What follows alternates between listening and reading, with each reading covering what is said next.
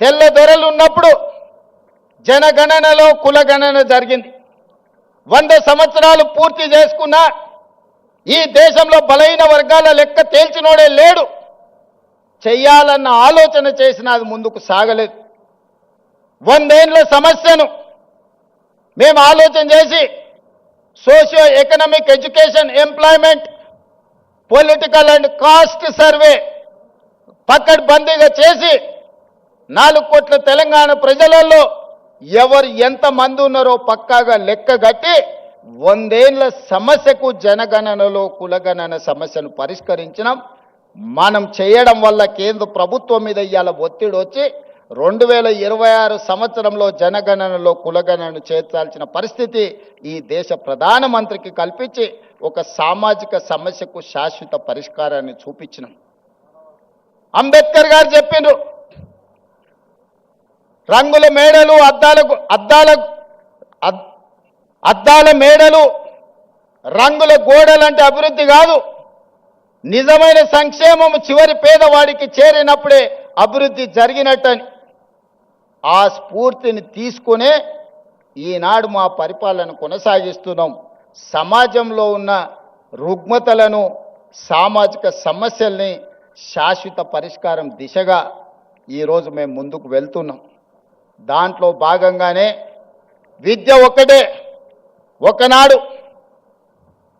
జామీందారుల దగ్గర, జాగీర్దారుల దగ్గర వేలాది ఎకరాల భూములను, దాదాపుగా 25 లక్షల ఎకరాల భూములను సేకరించి కాంగ్రెస్ పార్టీ అసైన్మెంట్ పట్టాల రూపంలో భూమి లేని నిరుపేదలైన దళితులకు, గిరిజనులకు, బలహీన వర్గాలకు అసైన్మెంట్ భూములను ఇచ్చింది. ఇల్లు లేని వాళ్ళకి ఇళ్ళ పట్టాలు ఇచ్చింది. ఇల్లు కట్టుకునేటోళ్లకు ఇందిరమ్మ ఇళ్ళనిచ్చింది.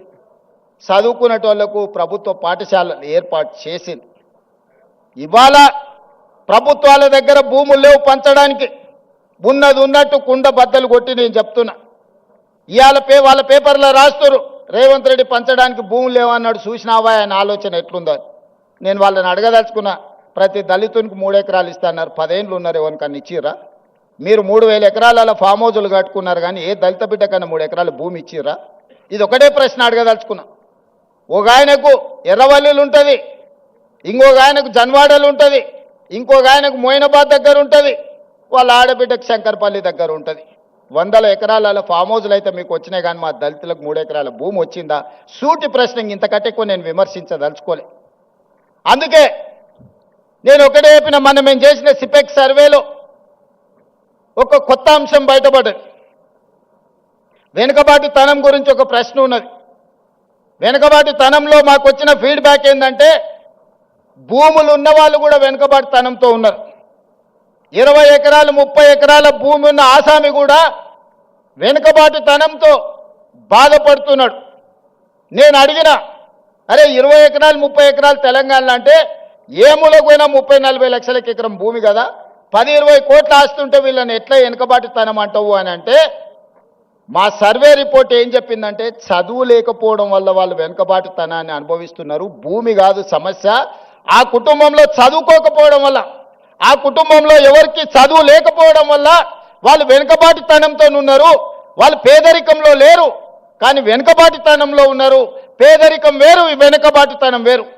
భూమి లేకపోవడం పేదరికం కావచ్చు, ఇల్లు లేకపోవడం పేదరికం కావచ్చు, చదువు లేకపోవడం వెనుకబాటుతనము. చదువు ఉంటే ముందడిగేస్తారు. ఇవాళ మీ బిడ్డలే, మా కాసిం భూమి ఎంతుందో నాకు తెలియదు, ప్రొఫెసర్ కాసిం ఆర్ట్స్ కాలేజ్కి ప్రిన్సిపాల్ అయ్యింది. ఇక్కడ ఉన్న కుమార్ ఉండొచ్చు, ఆ వెనకాల ఉన్న గంట చక్రపాణి గారు ఉండొచ్చు.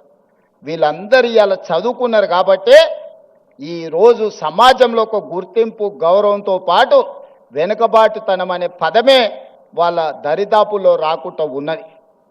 అందుకే వాటిని గుర్తించిన, ఆలోచన చేసిన, ఈ సమాజంలో వివక్ష నుంచి బయటికి తీసుకురావాలి.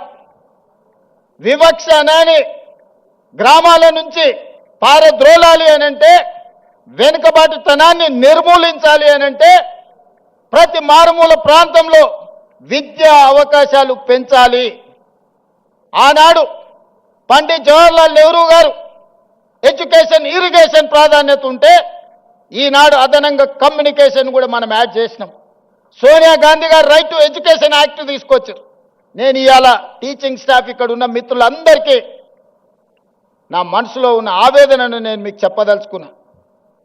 1,25,000 మంది టీచర్లు ఉన్నారు. ఇవాళ 25 లక్షల పైగా పాఠశాలలు ఉన్నాయి తెలంగాణలో ప్రభుత్వానికి.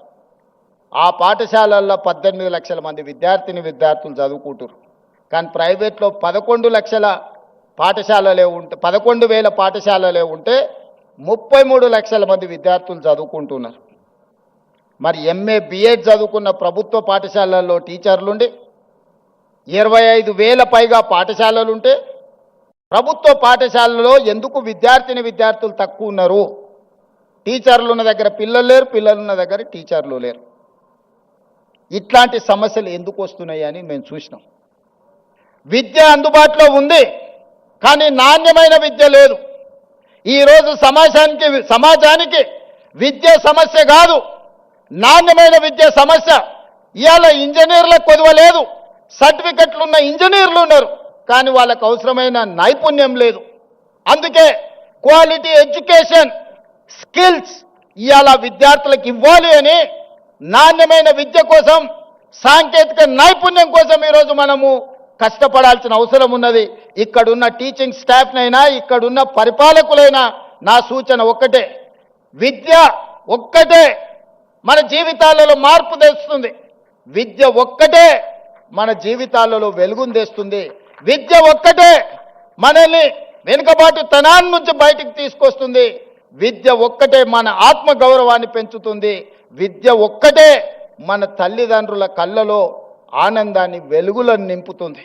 ఆ విద్య, నాణ్యమైన విద్య, సాంకేతిక నైపుణ్యంతో కూడుకున్న, శిక్షణతో కూడుకున్న సాంకేతిక నైపుణ్యాన్ని ఇవ్వాలనుకున్నాం. కుల వివక్షను తొలగించాలి అనంటే ఎస్సీ హాస్టల్ ఒక దగ్గర, ఎస్టీ హాస్టల్ ఇంకొక దగ్గర, మైనారిటీ హాస్టల్, బీసీ హాస్టల్ వేరే వేరే ఊరు బయట కట్టిన తర్వాత ఆ ఎస్సీ హాస్టల్లో చదువుకున్న యువకుడి మైండ్లో ఏముంటుందో ఒక్కసారి ఆలోచన చేయండి. మేము ఎస్సీలం, దళితులం కాబట్టే కదా ఊరు బయట మాకు బడి పెట్టిరని అనుకుంటున్నాం. మేము ఆదివాసులం, గిరిజనులం కాబట్టే కదా ఇసిరేసినట్టు మమ్మల్ని ఎక్కడనో పెట్టినరు అనుకుంటున్నారు. బీసీలు, మైనారిటీలు కూడా అదే ఆలోచన.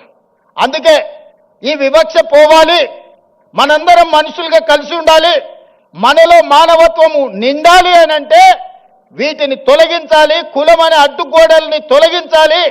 అందుకే young India integrated residential schools SC, ST, BC, minority, upper caste అందరూ కలిసి చదువుకునే విధంగా 100 నియోజకవర్గాలలో each residential school in 25 acres campus 200 కోట్ల రూపాయలు ఒక్కొక్క పాఠశాలకి ఇచ్చి ఈ కులం అనే అడ్డుగోడల్ని తొలగించి అందరు కలిసి కట్టుగా 2,500 నుంచి 3,000 మంది స్టూడెంట్స్ ఒక్కొక్క పాఠశాలల్లో దాదాపుగా 100 నియోజకవర్గాలలో 2.5 నుంచి 3 లక్షల మంది విద్యార్థులు ఒక్క దగ్గర కలిసి చదువుకునే విధంగా ఈరోజు ఆ వివక్షను తొలగించడానికి యంగ్ ఇండియా ఇంటిగ్రేటెడ్ రెసిడెన్షియల్ స్కూళ్ళని మనం ప్రారంభించుకున్నాం.